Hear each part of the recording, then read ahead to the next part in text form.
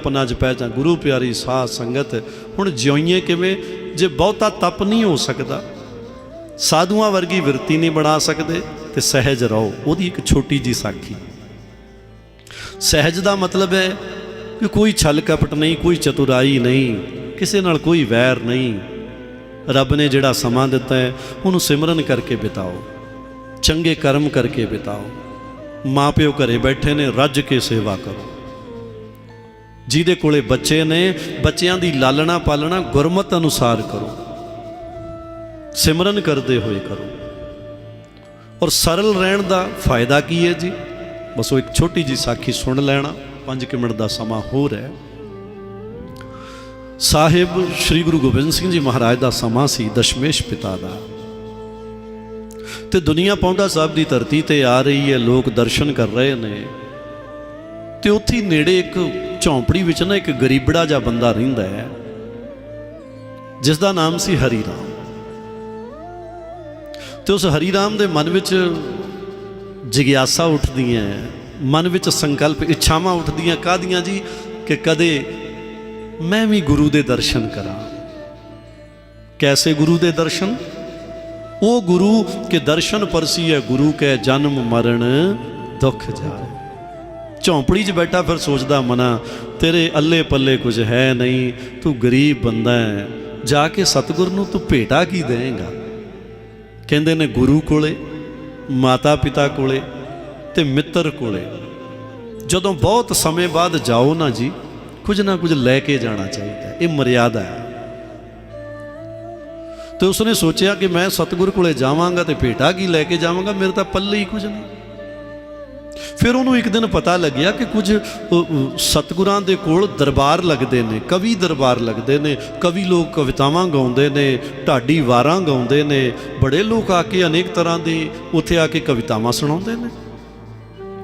वो जिहड़ा हरी राम सी झोंपड़ी विच रहिंदा सी ना जी, उहनूं कविता गाउण दा बड़ा शौक सी। ते कुदरत वल्लों उहदे मन दे विच, क्योंकि परमात्मा उन्होंने ज्ञान दे दिंदा सी, बोली जांदा सी। मैं तुहानूं प्रेजेंट प्रमाण दे सकदा है कि डिस्ट्रिक्ट मोगे दे विच एक पिंड है माणू के गिल, जिथे अपने मास्टर जी की बेटी विआही हुई है। उस माणू के गिल पिंड दे विच एक बुजुर्ग बंदा रहिंदा जिहदी उम्र है 92-93 साल की। ठेठ अनपढ़ बंदा है, कुछ नहीं पढ़ना आउंदा उहनूं।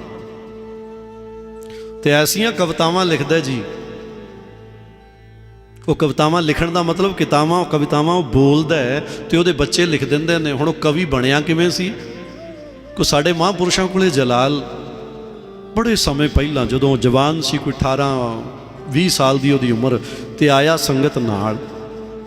ते संगत ने उहनूं बाबा जी महाराज दे मूहरे कहा, कहंदे महाराज ये कविता बड़ियां वधिया गाउंदा है। बाबा जी ने क्या सुना? उन्हें 4 पंक्तियां सुनाइया। तो महापुरुष हस के कहन लगे उन्होंने, वो कहते तू तो पिछले जन्म का कवि है। उन्हें कहा महाराज मैं तो कख भी नहीं जानता, मैं तो अनपढ़ बंदा है। बाबा जी कहते हो कोई गल नहीं, फिर क्यों होया, तू दस जिहड़ी पिछले जन्म की विद्या आपां प्रगट कर देंगे। प्यारी संगत प्रमाण दे रहे हो, बंदा भी विराजमान है, उन्होंने जाके भी पुछ सकते हो। महापुरुषों ने उहदे सिर ते हथ रखिया तो पिछले जन्म की विद्या प्रगट की है। ऐसियां कवितावां लिखदा साडे महापुरुषों दीयां बड़ियां लिखियां हुईयां। मैं बड़े बार उत्थे गाउणा हुंदा वो कवितावां। तो हरी राम जिहड़ा सी वो कविता गाउंदा सी, क्योंकि रब वल्लों उहनूं कोई सुनेहा आउंदा सी ते वो गाउण लग जांदा सी। क्योंकि साडे पूर्व जन्म की भगती भी कम आउंदी है। दानम परा पूर्वेण पुंचन ते महीपते। तो हरी राम चल पिया जी, कहता चल मैं गुरु नूं कविता ही सुणावां आवांगा। उत्थे पहुँच गया जी, दरबार सजिया होया है, सतगुर बैठे ने, संगत बैठी है चरनां च, ते कवि लोग कवितावां गाई जाते हैं। वो जाके पिछे जे बह गया ते एक जिथे बैठा उस बंदे नूं पुछदा, कहंदा भरावा मैं भी सुना सकदा जाके कविता। उन्होंने विधि का नहीं पता सी, मर्यादा का नहीं पता सी। तो उन्हें उहदा हाल वेख्या, क्योंकि शरीर ते कपड़े बड़े मैले कुचाले जे। वो कहंदा तू कित्थों आ गया वड्डा कवि, तेरी हालत आ वे की है। उन्होंने लग्या भी गल भी ठीक है, मैनू किहने पुछना है। वो चुप करके दरबार सजिया वेखदा जी, ਕਵੀ ਲੋਕ ਗਾਈ ਗਏ ਤੇ ਗਾਉਣ ਤੋਂ ਬਾਅਦ ਕਵੀ ਲੋਕ ਨਾ ਚੁੱਪ ਕਰ ਗਏ, ਯਾਨੀ ਕਵਿਤਾਵਾਂ ਗਾਉਣ ਵਾਲੇ ਸੀ ਉਹ ਇੱਕ ਵਾਰੀ ਬਹਿ ਗਏ। 5-7 ਮਿੰਟ ਕੋਈ ਉੱਠਿਆ ਨਾ। ਜਦੋਂ 5-7 ਮਿੰਟ ਕੋਈ ਉੱਠਿਆ ਨਾ, ਇੱਕ ਦੂਜੇ ਵੱਲ ਵੇਖਦੇ ਨੇ ਤਾਂ ਸਾਹਿਬੇ ਕਮਾਲ ਦਸ਼ਮੇਸ਼ ਪਿਤਾ ਚੋਜੀ ਪ੍ਰੀਤਮ, ਜਦੋਂ ਕੋਈ ਨਾ ਉੱਠਿਆ ਤੇ ਸਤਿਗੁਰਾਂ ਨੇ ਸਿੰਘਾਸਣ ਤੇ ਬੈਠਿਆ ਨੇ ਆਵਾਜ਼ ਮਾਰੀ। ਆਵਾਜ਼ ਕੀ ਮਾਰੀ ਹੈ? ਓਏ ਹਰੀ ਰਾਮਾ, ਤੇਰਾ ਸਮਾਂ ਆ ਗਿਆ, ਆ ਜਾ ਕਵਿਤਾ ਸੁਣਾ ਆ ਕੇ। ਗੁਰੂ ਪਿਆਰੀ ਸਾਧ ਸੰਗਤ, ਸਤਿਗੁਰ ਕੌਣ ਹੈ? ਬਿਨ ਬੋਲਿਆ ਸਭ ਕਿਛ ਜਾਣਦਾ। ਤਾਂ ਜਦੋਂ ਗੁਰੂ ਨੇ ਆਵਾਜ਼ ਮਾਰੀ ਹਰੀ ਰਾਮ ਨੂੰ, ਫੇਰ ਕੀ ਸੀ ਜੀ? ਸੰਗਤ ਜਿਹੜੀ ਬੈਠੀ ਉਹ ਇੱਧਰ ਉੱਧਰ ਵੇਖਦੀ ਹੈ, ਹਰੀ ਰਾਮ ਕੌਣ ਹੈ? ਕਿਸੇ ਨੂੰ ਪਤਾ ਨਹੀਂ ਲੱਗ ਰਿਹਾ। ਲੱਭਦੇ ਨੇ ਸਾਰੇ ਤੇ ਹਰੀ ਰਾਮ ਨੂੰ ਲੱਗਦਾ ਕਿ ਮੇਰਾ ਕੋਈ ਸਰਨਾਵੀਆਂ ਬੈਠਾ ਹੋਏਗਾ, ਕਿ ਮੈਨੂੰ ਸਤਿਗੁਰਾਂ ਨੇ ਕਿਉਂ ਆਵਾਜ਼ ਮਾਰਨੀ, ਮੈਂ ਕਦੇ ਮਿਲਿਆ ਹੀ ਨਹੀਂ ਆ ਕੇ। ਇਹਨਾਂ ਨੂੰ ਦੁਬਾਰਾ ਫੇਰ ਆਵਾਜ਼ ਸਤਿਗੁਰਾਂ ਨੇ ਲਗਾਈ, ਕਹਿੰਦੇ ਹਰੀ ਰਾਮਾ ਤੇਰੀ ਵਾਰੀ ਆ ਗਈ, ਆ ਜਾ, ਕੀ ਸੋਚੀ ਜਾਂਦਾ ਆ ਕੇ ਕਵਿਤਾ ਸੁਣਾ। ਤੇ ਨਾਲ ਦਾ ਬੰਦਾ ਜਿਹਨੂੰ ਹਰੀ ਰਾਮ ਨੇ ਪੁੱਛਿਆ ਸੀ, ਤੇ ਉਹ ਬੰਦਾ ਕਹਿੰਦਾ ਭਰਾਵਾ ਤੇਰਾ ਨਾਂ ਕੀ ਹੈ?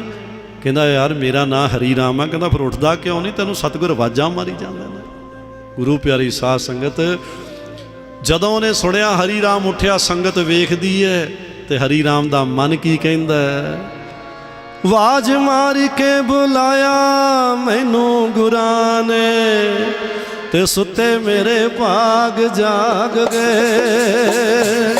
ਆਵਾਜ਼ ਮਾਰ ਕੇ ਬੁਲਾਇਆ ਮੈਨੂੰ ਗੁਰਾਂ ਨੇ, ਸੁੱਤੇ ਮੇਰੇ ਭਾਗ ਜਾਗ ਪਏ। ਆਵਾਜ਼ ਮਾਰ ਕੇ ਬੁਲਾਇਆ ਮੈਨੂੰ ਗੁਰਾਂ ਨੇ, ਸੁੱਤੇ ਮੇਰੇ ਭਾਗ ਜਾਗ ਪਏ। ਆਵਾਜ਼ ਮਾਰ ਕੇ ਬੁਲਾਇਆ ਮੈਨੂੰ ਗੁਰਾਂ ਨੇ, ਸੁੱਤੇ ਮੇਰੇ ਭਾਗ ਜਾਗ ਪਏ।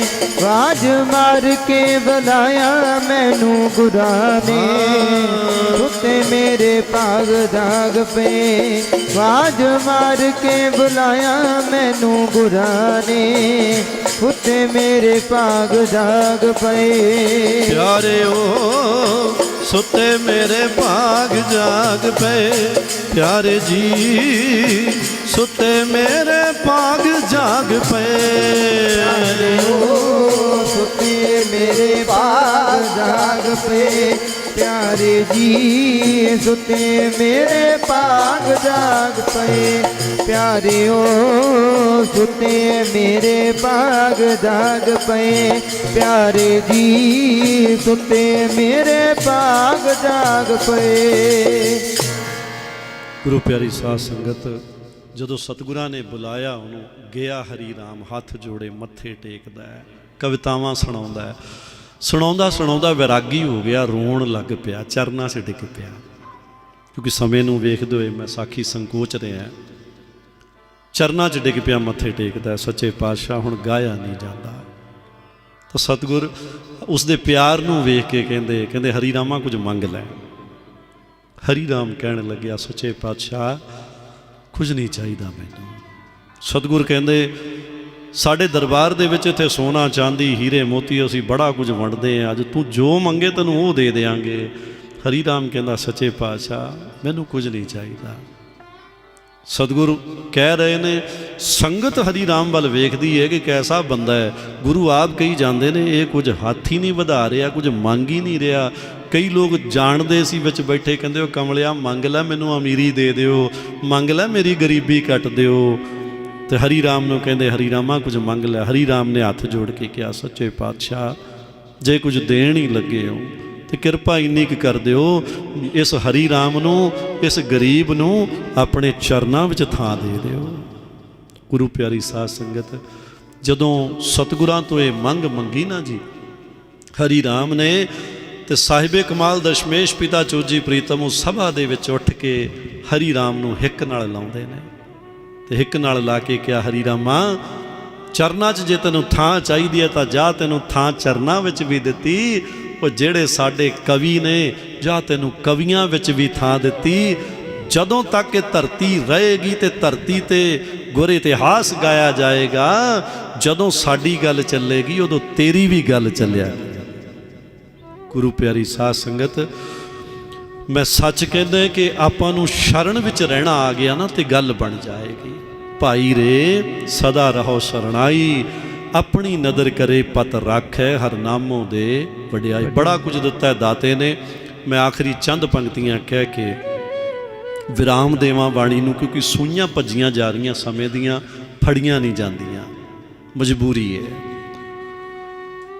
ਤੋ ਸਤਿਗੁਰ ਨੇ ਬੜਾ ਕੁਝ ਦਿੱਤਾ। ਮੈਂ ਸਾਰਿਆਂ ਵੱਲੋਂ ਹੀ ਕਹਿ ਦੇਵਾਂ ਜੀ, ਆਪਾਂ ਜਿੰਨੀ ਸੰਗਤ ਬੈਠੀ ਹੈ, ਜਿੰਨੇ ਗੁਰੂ ਦੇ ਪਿਆਰੇ ਬੈਠੇ ਨੇ, ਸਾਰਿਆਂ ਵੱਲੋਂ ਗੁਰੂ ਨੂੰ ਕਹਿ ਦਈਏ, ਸੱਚੇ ਪਾਤਸ਼ਾਹ ਕਿਵੇਂ ਕਰਾਂ ਸ਼ੁਕਰਾਨਾ ਦਾਤਾ ਤੇਰੇ ਮੈਂ ਉਪਕਾਰਾਂ ਦਾ। ਕਹੇ ਗੁਰੂ ਗਰੀਬ ਨਿਵਾਜ਼ ਤੁਹਾਡੇ ਉਪਕਾਰਾਂ ਦੇ ਕੀ ਸ਼ੁਕਰਾਨੇ ਕਰੀਏ, ਕਿਵੇਂ ਕਰਾਂ ਸ਼ੁਕਰਾਨਾ ਦਾਤਾ ਤੇਰੇ ਮੈਂ ਉਪਕਾਰਾਂ ਦਾ। ਤੂੰ ਔਖੇ ਵੇਲੇ ਸਾਥ ਨਿਭਾਵੇਂ, ਰੂਪ ਬਣਾ ਕੇ ਯਾਰਾਂ ਦਾ। ਤੂੰ ਔਖੇ ਵੇਲੇ ਸਾਥ ਨਿਭਾਵੇਂ, ਓਏ ਰੂਪ ਬਣਾ ਕੇ ਯਾਰਾਂ ਦਾ। ਸੁੱਖ ਵੇਲੇ ਤਾਂ ਸਾਰੀ ਦੁਨੀਆ, ਪਰ ਦੁੱਖ ਵੇਲੇ ਬਸ ਤੂੰ ਹੀ ਤੂੰ। ਕਿਵੇਂ ਕਰਾਂ ਸ਼ੁਕਰਾਨਾ ਦਾਤਾ ਤੂੰ ਹੀ ਤੂੰ, ਬਸ ਤੂੰ ਹੀ ਤੂੰ। ਸੋ ਗੁਰੂ ਪਿਆਰੀ ਸਾਧ ਸੰਗਤ, ਇੰਨੇ ਕੁ ਸ਼ਬਦ ਕਬੂਲ ਕਰਨਾ ਜੀ, ਭੁੱਲਾਂ ਚੁੱਕਾਂ ਦੀਆਂ ਮਾਫੀਆਂ ਦੇਣੀਆਂ ਜੀ। ਬੁਲਾਓ ਫਤਿਹ, ਬਾਕੀ ਹਾਜ਼ਰੀਆਂ ਕੱਲ ਲਾਵਾਂਗੇ ਜੀ। ਵਾਹਿਗੁਰੂ ਜੀ ਕਾ ਖਾਲਸਾ, ਵਾਹਿਗੁਰੂ ਜੀ ਕੀ ਫਤਿਹ।